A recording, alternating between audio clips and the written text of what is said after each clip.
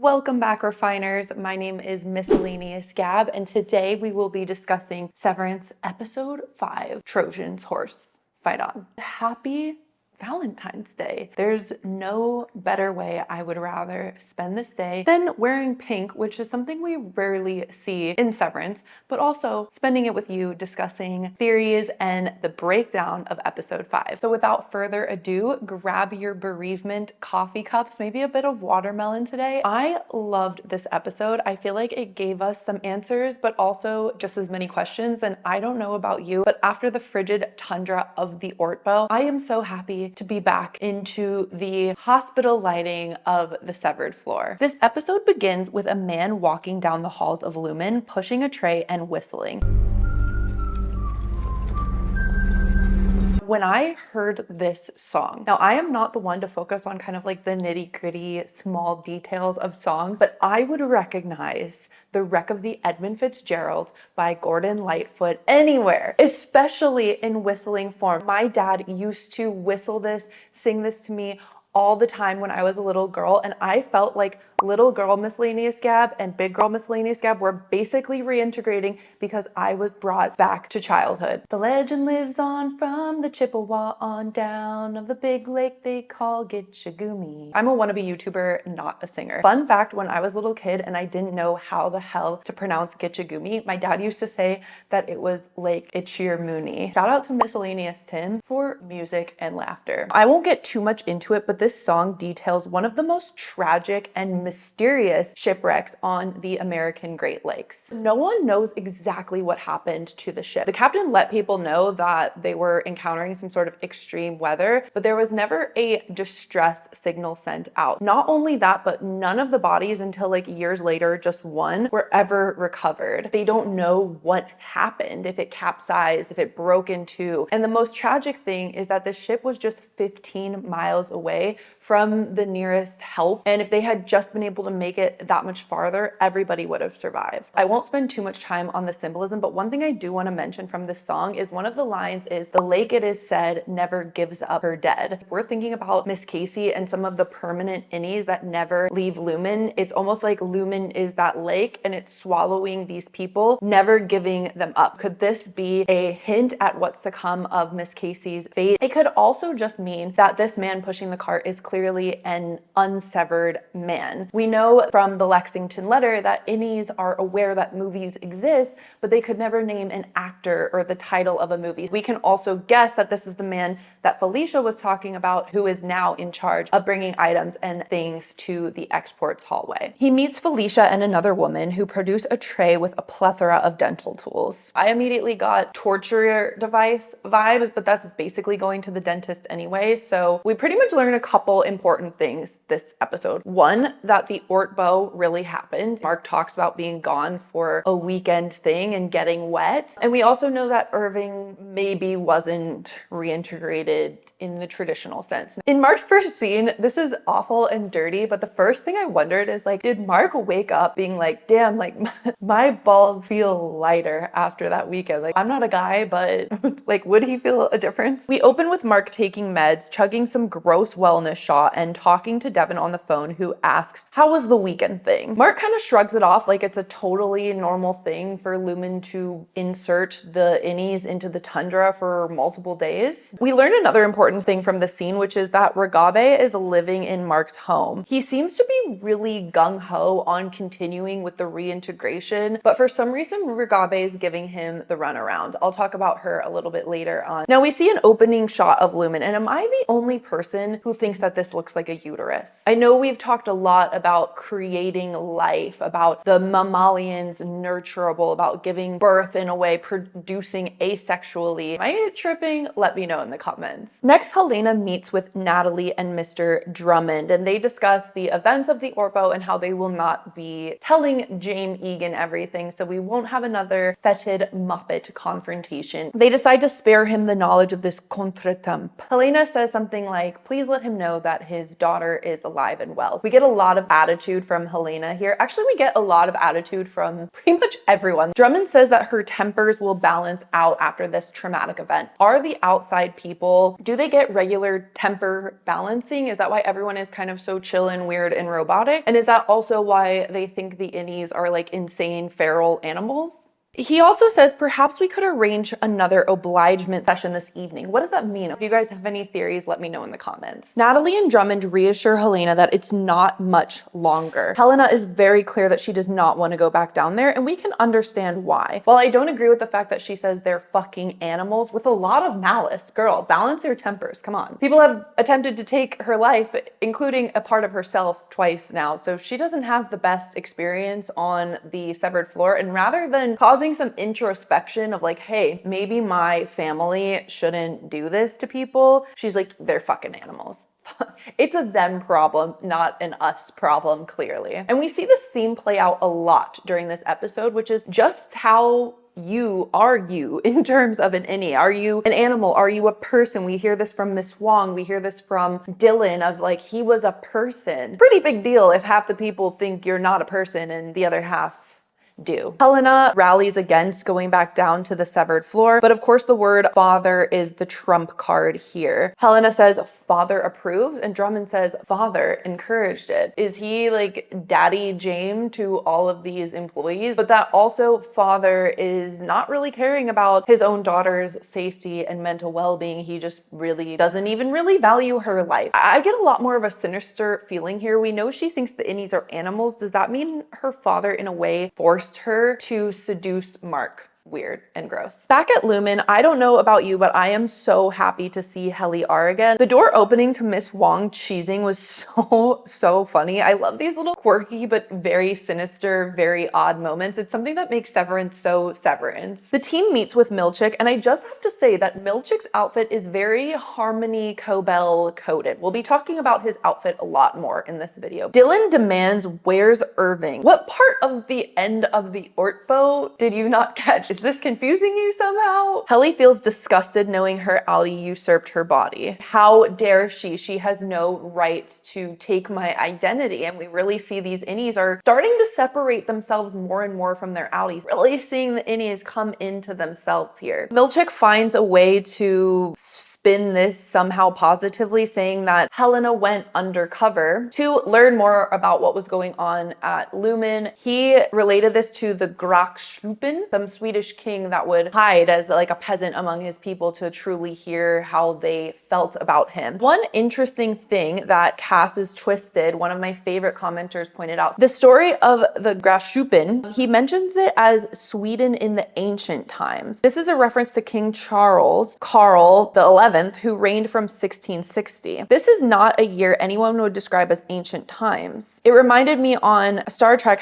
The Next Generation, they describe the Middle Ages, the ancient Earth. There's a little bit more on this theory later, but I felt like this was an interesting point and just wanted to point it out here. Milchick says that Irving B's Outie has departed on an elongated cruise, and nothing screams he's actually dead more than that. So I was a little concerned for our boy Irving and was very relieved to see him later on in the episode. Dylan doesn't give three dry fucks about Outie's Irving. They gotta be dry, okay? They have to be dry. Watching Mark's face, he's very uncertain, very weird. In a way, he was really taken advantage of, exploited, and violated, not only mentally, but also physically and sexually as well. So I'm sure he is dealing with a lot. Not only that, but I do believe he is subconsciously reintegrating in more ways than just the flashbacks. Milchick escorts the crew to a new MDR. He wasn't lying when he said all traces of Irving have been erased. He then threatens certain privileges over Dylan, but Dylan doesn't back down. He said Irving's a person and we want to have a funeral for him. Eventually Milkshake caves, but Mark acts really odd here by saying only if it doesn't take that long. I understand his cold shoulder towards Helly, but I don't understand why he would be so cold towards Irving's memory. I feel so bad for Helly. Poor girl is so confused. She went from being up on stage, being drowned, to now being back here with Mark not talking to her after they kissed in what was probably like the relative 1 hour ago. Mark starts coughing and goes to the bathroom, which gives us flashbacks to what happened with PA. needy. Milkshake radios Miss Wong and says to ready a bereavement kit for MDR. We get a closer look at what these bereavement kits actually entail. There's a collection of coffee cups, multiple coffee cups with different innies' faces on them. Irving's coffee cup is identical to the coffee cup of Irving in the intro sequence. Miss Wong says, I thought bereavement events were for innies who died on the floor. The fact that they have all of this gear just ready in case innies die on the severed floor was very weird and mysterious to me. How many innies are dying on the severed floor that they would need collections of coffee cups and ready-made animation sequences and bereavement kits, unless all the innies are eventually supposed to die on the severed floor? Some food for thought for the people that think the innies are refining themselves to create one mushed person. Milkshake says that Irving's affections index is in the high 60s, which is out of what? Like out of 100? Because I mean, that's better than average, but I don't know. What's my affections index now? I'm wondering. There's a tense moment between Milkshake and Huang. Huang says that you shouldn't let them have a funeral. It makes them feel like people. Damn girl cold. That like all she wants to do is play her theremin and be mean. As we get into Irving's funeral event, I'm wondering how they got this animation up so fast. While this is a little more low res than the claymation situation they got up in 48 hours, this is still impressive. Dylan's eulogy was absolutely heartbreaking and it brought me to tears. The woe and malice that this man feels right now is insane. Mark leaves and seems to not care before Dylan spills the beans that Miss Casey is Mark's wife. And for the first time we see any Mark could not give 3 dry fucks about Miss Casey. All of the rebellion has been sucked and zapped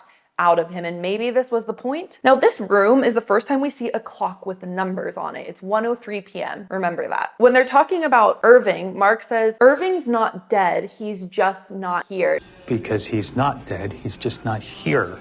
Now, super interesting here because when he's in the basement with Ragabe going through Gemma's remains, he says, she's not dead, she's just not here. She's not dead, she's just not here. We see his innie and his outie say the exact same line, which makes me think there's a lot more subconscious reintegration going on than just the actual flashbacks. Milkshake takes Miss Wong away from playing her theremin and she is pissed. This is probably the most childlike we've ever seen her. She's like, but I practiced. And he's like, well, you can do it later. She's like, that's not fair. Milkshake does a quick change before his performance review. He's wearing the Cobell chic earlier. Now he's dripping in a suit and tie. Now at first I just kind of passed this off as, sure, maybe it's like lumen neutral down on the severed floor. Is this for hygiene purposes since lumen feels very weird about hygiene? This also made me feel like time is moving differently. Another notch for my time dilation theory. So hear me out. He wears his Cobell fit. We know he's wearing the Cobell fit at 1:03 p.m. during the funeral event. So then he goes into his performance review. Drummond says that it will take more than 4 hours to atone for all of his wrongdoings and indicates that they're already ready to order lunch. Then we see Milkshake in the elevator with Mark at around 4:55 because we know that Mark left work 6 minutes early. And it also shows that Milkshake was dressed in his Cobell fit, changed, and then changed again to go back to the severed floor. And we know this happens after his performance review because he's all angry and tightening the leash and up in Mark's face. So either there's a simple explanation here, which is he changed to be in like a slightly better outfit, even though all of Milkshake's outfits are amazing, for his performance review, and then got changed back down to go on the severed floor. If he was going to take more than 4 hours in his performance review, then the timing doesn't make sense. So you guys let me know, am I reading too much into this or is there something there? Now, speaking of the time dilation theory, another amazing comment from Cass is Twisted said, if Irving worked at Lumen from quarter 870 to quarter 882, and assuming quarter 1 was the date Keir founded Lumen in 1865, that puts the current date 220.5 years later, or the year 2085. I immediately thought this was a red herring. It's clearly not 2085. What if society collapsed after our time and was rebuilt, and that's why the tech is old-timey, but they have smartphones? Super interesting. I obviously don't know if quarter 1 was right when he founded the company, but then that would put the date even later, unless time really is moving differently Natalie. So Milkshake follows up with Natalie about the paintings. He doesn't name the feelings. It's clear he feels something. He says, if they're a measure of appreciation, then I am grateful. But there's almost this hidden, but if they're not, and you're being freaking racist and tone deaf as fuck, I don't appreciate that. And Natalie, someone who might be somewhat of an ally here, how did you feel about that? And unfortunately, Natalie leaves our boy Seth in the most vulnerable moment we've ever seen him. She leaves him hanging. Very sad, not cool AI Natalie. We go through Milkshake's atonements, and apparently he uses big words and puts paper clips in the wrong way. And I'm like, you know what? Not only is Miss Huang horrible, but she's also a rat, which is kind of the worst thing you can be. Drummond scolds him and says, you instituted kindness reforms that clearly didn't work. Milkshake says, because I'm not Harmony Cobell. This would kind of indicate that Harmony Cobell was anti-kindness and Milkshake has always been pro-kindness. But we know from PD's tapes that Milkshake is the one who drags them off to the break room and like mentally and physically tortures them. I think he just really is haunted by Harmony Cobell's ghost and is trying to do the literal opposite of anything that woman did. Drummond says Mark Scout's completion of Cold Harbor will be one of the greatest moments in the history of this planet. We know from the Lexington letter that files that the innies are refining do lead to real world events such as a truck explosion. Drummond underscores the purpose is to treat them as they really are. They see the innies as this extreme version of other, of animal, of not human. But now I feel like Milkshake is somewhat conflicted because Lumon has also showed Milkshake with the paintings that he is other, he is different. And if history will show us anything, knowing that Kier was in the Civil War, maybe they do really see him as less than. And it's kind of like what Mark said to the goat people, it's just a matter of time before it's one of us. You treat these people like animals and you don't treat me like an animal, but you don't see me as an equal. Dylan finds the note in the hang in there poster. Watching Dylan talk to Irving's watermelon head made me so sad. He eventually finds the note tucked behind the hang in there sign, which were Irving's last words to him. Written on it are very complicated directions towards the export hall. Turn right, left, right, left, right, right, left. One which shows what a freaking maze Lumon really is. Two, Dylan puts the note back and we can only guess that he did not memorize those directions, so hopefully he'll come back later and really help Irving finish his work. Mark feels sick and leaves 6 minutes early. He sees some weird flashes there where the picture is replaced with his medication. The Mark and Milkshake standoff in the elevator was wild. It reminded me of the face-to-face of Irving and Milkshake, but then Milkshake gets even closer and is like, does she know you fucked her innie? The gloves are off. I loved Mark's attitude. Like I said, this is the episode for attitude. He's like, what'd you write in the bullshit Gazette? He has the attitude of an adolescent right now sneaking out of the house. When Mark comes up the elevator, we do see a shot of Helena's head. Do we think she's pregnant? I know the internet is divided on this. Now we have a quick scene, but an important one between Devin and Ricken. It's very interesting to me, being very pro time dilation theory, that the excerpt we hear of Ricken's innie-friendly book is about time. Ricken writes with a typewriter. Now I have a whole video coming out on Ricken, but he basically thinks you should toil with your hands. He's very anti-laptop, so I'm glad he practices what he preaches, at least here. Ricken believes that he'll write what Lumon wants him to write, but somehow sneak his own ideas in there as a Trojan's horse. Devin is basically like, you're helping Lumon, this is propaganda, like screw you, essentially. And he's like, well, my writing that I've sold millions of copies of pays for our lifestyle. We do get to see that Irving is indeed not on an elongated cruise, but he's also not dead. Very happy to see that. He touches his paintings and then goes out for a phone call. He says to the mysterious person, they fired me. I think they knew what my innie was up to. My question here, it's clear that Irving isn't fully reintegrated. How does he know what his innie is up to? I know he thinks that he got the message to the innie, but how does he know that the innie received it? How is the innie sending messages back? And then we finally get a little bit of happiness in this cold and dreary world of Severance. Irving and Bert meet up in real life. I love how Bert's like, yeah, usually when people are knocking on my door, I have this weird thing where I want to know who they are. Call it a quirk. He was not retired. He was actually let go. And they said it was because of an erotic, unsanctioned relationship. This makes me wonder, do they have erotic sanctioned relationships? His husband Fields, there's tension between them. They even had to cancel their trip to Milwaukee. But then he invites Irving over for a ham party where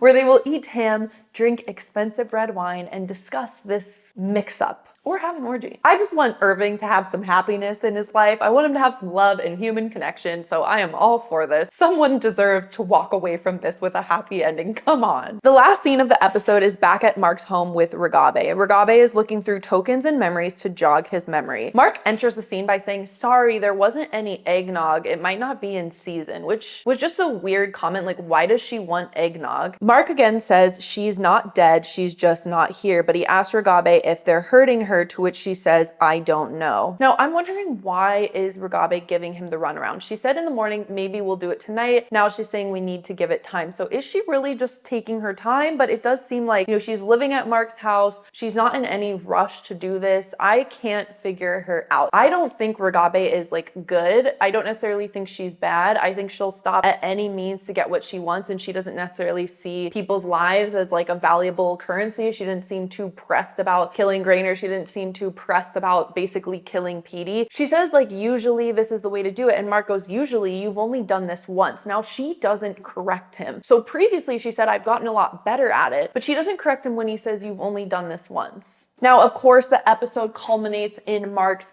flashbacks of Gemma. Miss Casey talking about things his innie does, is great at parallel parking, pays his bills on time, prefers 2 scoops of ice cream of the same flavor, and then she says you're going to, and then it cuts off. This is very interesting because this was the only future focused thing. Everything was only focused on what your outie currently does. Nothing was in the future. I got chills, and the look on Mark's face. Adam Scott is so good at playing this husband that is grieving and sad and torn up around his wife. He really just saw the woman that he loves, proof that she exists in 2 years. What a way to end this episode. So it looks like now his outie, his innie is like starting to get flashes of his outie's memory, but now his outie is really being able to access his innie's memories to where he's like fully in the severed floor. So what did you guys think of this episode? Did you like it? Did you hate it? What questions do you have? What theories do you have? Thank you so much for all of your support on my videos. You guys have no idea what it means to me, and I feel so happy at this amazing community that we are creating here on YouTube. Also, want to give a special shout out to my co-gabber top tier Patreon members. I just launched my Patreon this week, and you guys have already jumped on to support me there. So a big thanks to Jim Rodney, Chris Bazeski, and Mr. Vaca. And thank you to everyone else who are paid members of my Patreon. I appreciate you guys so much. You make this possible for me to take all this time away from work to make these videos. Happy Friday, happy weekend. Work hard, spend some time doing what you love, and don't get severed. I'll be out later this week with my Ricken video and maybe a midweek theory check-in too. Take care. Bye.